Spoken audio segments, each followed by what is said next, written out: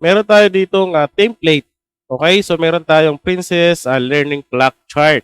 So sa nag-request nito sa ating page at sa ating website, so mata-download nyo lang doon yun. Okay? Yan.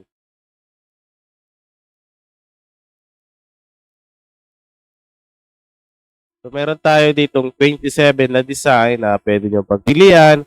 So ang gagawin mo dito, papakita mo to sa customer mo or ipiprint mo or isisend mo sa customer mo para makapili sila ng mga design na gusto, kung ano yung gusto nila. Okay, so editable naman to dahil Canva template. So na-edit lahat yan, napapalitan ng text at siyempre yung pangalan ilalagay mo rin kung gusto mo. Ayan, so yung kulay napapalitan din yan. Okay, so yung princess yung concept natin para sa ating learning clock chart. Ayan, so gagawin mo dito, ipiprint mo na lang sa photo paper tapos i-laminate mo na lang. Okay, so pwede naman sa Sintra board. Print mo sa sticker, idikit mo sa Sintra board. Ayan, so yung ginagawa nila. So lalagyan mo na lang siya ng mechanical arm. Okay, ito. Ayan. So dito, sa mga nagtatanong ng presyo, so ang presyo nito ay nasa 150 to 200.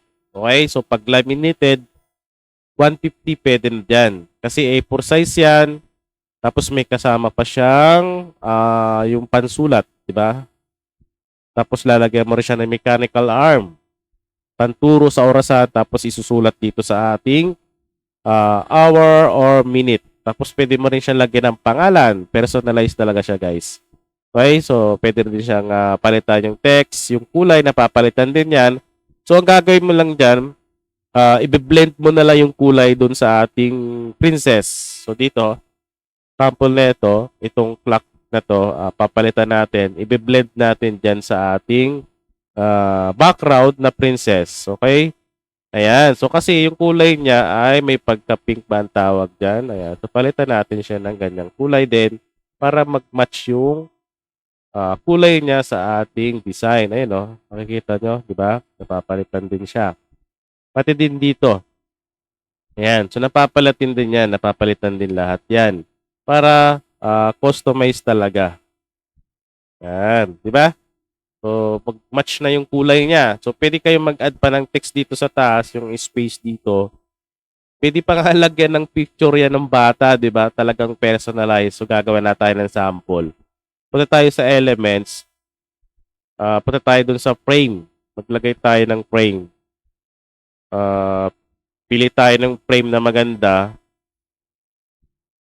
Okay? So, mabilisan na lang. Siguro, ang lagay na lang natin ay hanap tayo na mas maganda-ganda. Ito. Ito. Yan. So, pwede natin nilagay yan dyan. Yan, no? Para talagang personalized para doon sa bata na gagawan mo. Okay? So, maglagay tayo ng hanap tayo ng baby picture. Ayan. So, mas hanap tayo na mas tugma talaga doon. Ano to tawag doon? Hindi na siya baby. Hanap lang tayo ng sample. Kayo na bahala maglagay guys ng picture. So, hanap lang tayo ng isa pang sample lang. Yan. Yan. Di ba? So, kayo na bahala magpalit. Or kung lalagyan nyo naman ng picture talaga. Parang personalized talaga siya. Ano din yan eh. Remembrance din. Di ba? Yan. So, yung kagandahan talaga pag personalized. Okay? So, pwede mo siya lagyan ng picture basta may space lang. No, dito sa taas, pwede mo rin lagyan. So, na-edit naman talaga yan. So, dito, kunin natin yan. Lagay natin dito. No, di ba? Ano yung kulay niya? Yung match doon sa kulay niya. Yan. Di ba? So, optional lang yan kung lalagyan mo ng picture. Depende din sa client. Pero pakita mo na din para makita nila kung ano yung itsura na may picture or wala. Okay? So, 27 yan guys. Kayo na bahala dyan. So, libre lang yan para sa mga subscriber natin sa group at yung mga naka-sign up sa website natin. Standard or premium, makukuha mo to ng libre.